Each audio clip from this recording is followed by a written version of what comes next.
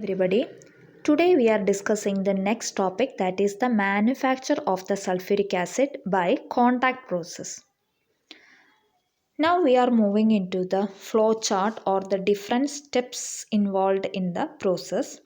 First of all, first step is the formation of the sulfur dioxide by passing the air to the sulfur burner which containing the sulfur, in which the sulfur burn and SO2 is produced, and this SO2 is mixed with air and passed through a dust precipitator, in which the dust particle is removed from this gaseous mixture, and this gaseous mixture is passed through a washing and cooling tower.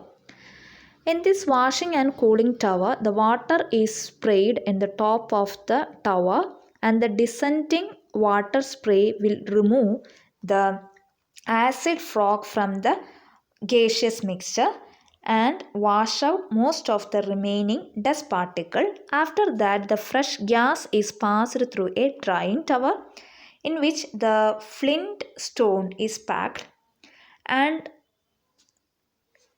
and if we come down, we can get the stream of concentrated sulfuric acid, and the pure gas is dried in the drying tower and which is passed through an arsenic purifier which containing the gelatinous hydrated ferric oxide, and which will remove the most of the moisture content which is present in the gaseous mixture. After that, it is preheated in a heater which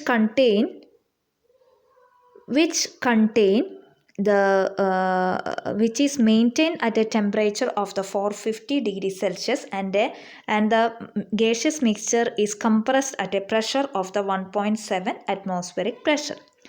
After that, this gaseous mixture is passed through a catalytic converter in which the catalyst used as the vanadium pentoxide, and vanadium pentoxide is used as a catalyst for the conversion of the SO2 to SO3. And while we are passing this gaseous mixture into catalytic converter, the pure SO3 is formed, and which is passed through the next chamber, and the next chamber containing concentrated sulfuric acid and also the quartz part. And if you are passing this gas through the quartz, it will dissolve the fresh SO3 into the concentrated sulfuric acid, and we will get the oleum. This is the flow diagram of the contact process, and the main importance of this process is the conditions. And we know that the SO2 and oxygen and the final product SO3 is a gas, and the conversion of the SO2 plus oxygen to give SO3 is a reversible reaction. So according to the Le Chatelier principle, we have to maintain the three factor, that is pressure, temperature and the concentration. So if you are, according to the Le Chatelier principle, if you are increasing the pressure, definitely the SO3, formation of the SO3, that is forward reaction, increases. But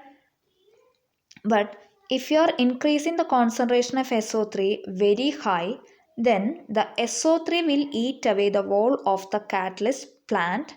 That's why we have to maintain the pressure of the 1.7 atmosphere for this process. Next is the temperature. This reaction is an exothermic process. That means very low temperature is needed for this reaction. But if you are reducing the temperature at a very low temperature, then the reaction is very slow. That's why we have to maintain a temperature of the 450 degrees Celsius for the entire process. Now the concentration. We have to maintain the concentration is 2:3, where 2 is the SO2 and 3 is the oxygen. These are the particular condition for the preparation of the sulfuric acid. Next, we are moving into the structure of the sulfuric acid. As you know that the sulfuric acid exists in sp3 hybridization. So we are expecting the tetrahedral geometry having the bond angle of the 109 28 minutes.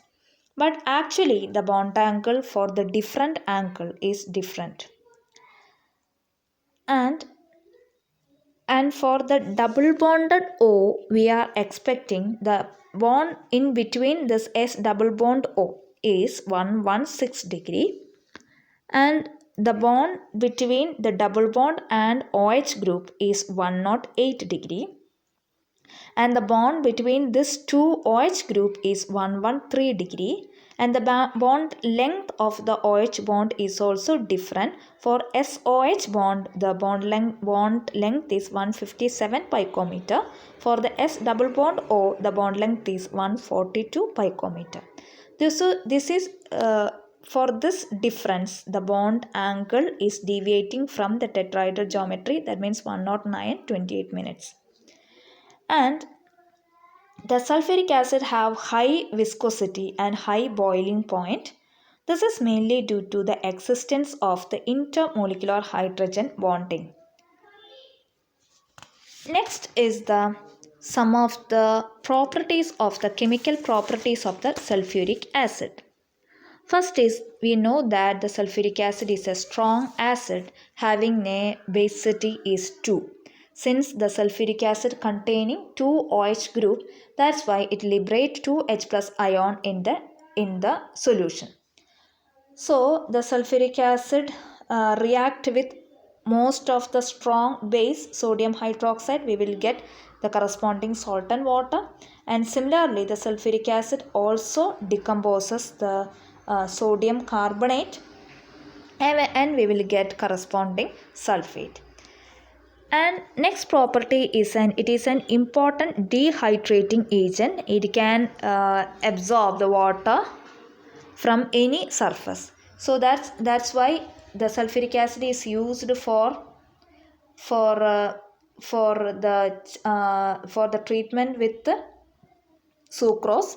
While the sucrose react with the sulfuric acid, the sucrose get charred, and we will get carbon and the water.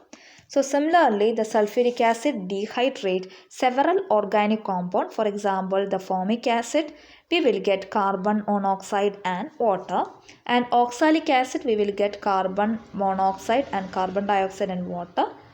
And similarly, the sulfuric acid remove the hydrated water of hydration from many of the salt, that is copper sulfate.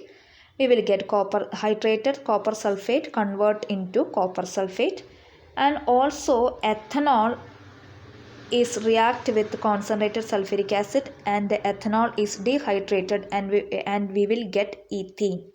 Similarly, ethanol react with concentrated sulfuric acid. Excess ethanol react with concentrated sulfuric acid. We will get diethyl ether.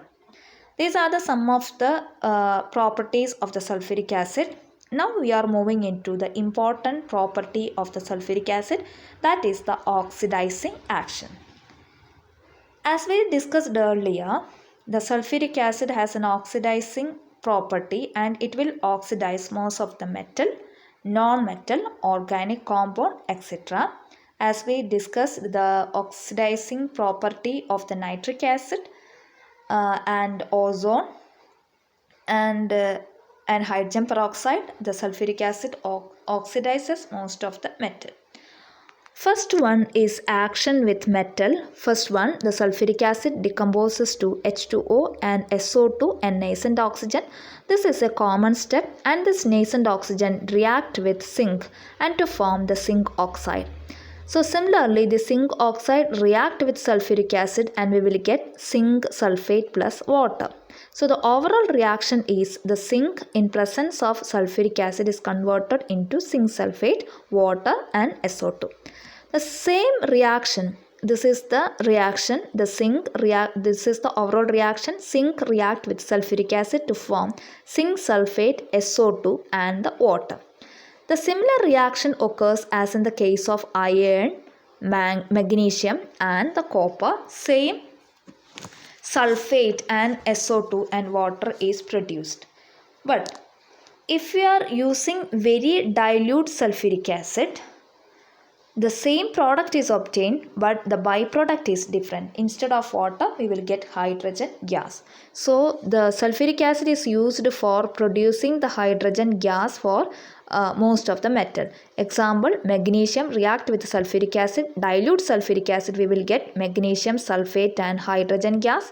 And similarly, zinc react with sulfuric acid and we will get zinc sulfate and hydrogen gas.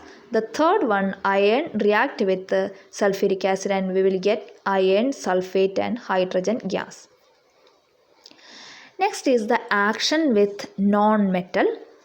As we discussed in the case of nitric acid, the sulfuric acid also react with non-metal, that is carbon, sulfur and phosphorus. The first step is common. Sulfuric acid decomposes to give water, sulfur dioxide and nascent oxygen. This nascent oxygen react